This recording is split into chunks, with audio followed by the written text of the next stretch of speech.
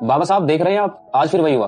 कहीं मूंछ रखने पर दलित को मारा गया, कहीं घड़े से पानी पीने पर बच्चे की जान ले ली गई, तो कहीं दलित दूल्हे को घोड़ी चढ़ने पर पीटा गया। लोग कहते हैं हम चांद पर जा रहे हैं, लेकिन जमीन पर तो हम आज भी इंसान को इंसान नहीं समझ रहे। ऊंची जाति नीची जाति, ये जहर तो कम होने के बजाय और बढ़ता जा रहा है। तुम्हें लगता है ये दर्द मुझे नहीं होता था? जब मैं उस दौर में था तब हमें जानवर से भी बदतर समझा जाता था। हमारी परछाई से भी लोग दूर भागते थे। मुझे लगा था कि अगर मैं कानून बना दूंगा, सबको एक बराबर खड़ा कर दूंगा, तो शायद लोगों की मानसिकता बदल जाएगी। लेकिन आज देख रहा हूं कि मैंने कागज पर तो छुआछूत मिटा दिया, लेकिन लोगों के दिमाग से जाति का कचरा अभी तक नहीं निकला है। पर बाबा साहब, लोग तो ये भी कहते हैं कि ये सब आपने सिर्फ अपनी जाति के लिए किया। उन्हें ये समझ ही नहीं आता कि आपने कितनी मुश्किलों से ये सब तैयार किया। उन्हें क्या पता संघर्ष और ज्ञान क्या होता है बेटे। लोगों को लगता है कि मैंने सिर्फ आरक्षण की बात की। उन्हें बताओ कि जब मैं कोलंबिया और लंदन में अपनी रातें काली कर रहा था, तब मैंने द प्रॉब्लम ऑफ रूपी जैसी किताबें लिखी। ये वही रिसर्च थी जिसकी नींव पर आज तुम्हारे देश का रिजर्व बैंक ऑफ इंडिया अर्थात आरबीआई खड़ा है। सिर्फ यही नहीं, आज तुम्हारे खेतों में जो पानी आता है, जो दामोदर घाटी और हीराकुंड जैसे बांध बने हैं, उनकी नीतियां मैंने ही बनाई थी। मैंने 18 घंटे जाकर पढ़ाई की, अपनी आंखों की रोशनी गवाई, ताकि मैं भारत को दुनिया के सबसे बेहतरीन देशों की कतार में खड़ा कर सकूं। मेरा काम किसी एक जाति के लिए नहीं, पूरे भारत के निर्माण के लिए था।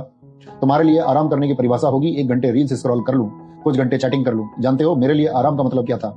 एक और नई किताब पढ़ लूं, अपने ज्ञान के दायरे को और बढ़ा लूं। पर आज उसी संविधान को कुछ लोग बदलने की बात करते हैं। उन्हें लगता है कि संविधान हटेगा तो देश मजबूत होगा। मूर्ख हैं वो लोग। वो ऐसा इसलिए कह पाते हैं क्योंकि तुम खामोश हो। संविधान कोई कागज का टुकड़ा नहीं है। संविधान वो लक्ष्मण रेखा है जो तानाशाही को तुम्हारे घर में घुसने से रोकती है।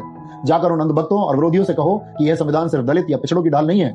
जिस दिन यह किताब हटी, उस दिन कोई नियम नहीं बचेगा। फिर जिसकी लाठी उसकी भैंस होगी। आज जो गरीब, सवर्ण या मध्यम वर्ग का आदमी पुलिस की आंखों में आंखें डालकर बात करता है, वो इसी संविधान की वजह से है। या रूल ऑफ लॉ है। अगर संविधान गया तो तुम सब, चाहे ब्राह्मण, शूद्र या दलित हो, सब गुलाम बनोगे। उस दिन इंसान की कीमत खत्म हो जाएगी और पुराना दौर लौट आएगा। और याद रखना, मैंने तुम्हें वोट की ताकत इसलिए दी थी ताकि रानी के पेट से राजा पैदा होने की परंपरा को लात मार सको। मैंने चाहा था कि अब राजा वो बनेगा जो काबिल होगा। लेकिन अगर तुम गुलाम बनने को तैयार हो तो गलती मेरी नहीं है, तुम्हारी है। बाबा साहिब, हम शर्मिंदा हैं। हम आपके संघर्ष को भुला बैठे। हम जातियों में बंटकर एक दूसरे का गला काट रहे हैं, जबकि आपने हमें इंसान बनाने का सपना देखा था। हम विज्ञान छोड़ पाखंड में उलझ गए। शर्मिंदा मत हो बेटे, और अपना सिर मत झुकाओ। मुझे कमजोर और रोने वाले लोग पसंद नहीं। मुझे वो युवा चाहिए जिसकी रीढ़ की हड्डी सीधी हो। अगर मुझे सच्ची श्रद्धांजलि देना चाहते हो तो एक वादा करो, जाति का चश्मा उतार कर फेंक दो। अपने पड़ोसी में दलित या ब्राह्मण मत देखो, उसमें एक इंसान और एक भारतीय देखो। और सबसे बड़ी बात, पढ़ो, खूब पढ़ो। इतना पढ़ो कि कोई नेता, कोई धर्मगुरु या कोई चैनल तुम्हें बेवकूफ न बना सके। शिक्षा वो शेरनी का दूध है जो जितना पिएगा वो उतना दहाड़ेगा। मेरी बनी पत्थर की मूर्ति पर माला मत चढ़ाओ, क्योंकि यह मेरी विरासत नहीं है। मेरी विरासत तुम्हारे विचार हैं, उसे मजबूत करो। मैं वादा करता हूँ बाबा साहिब, मैं अब भटकूंगा नहीं।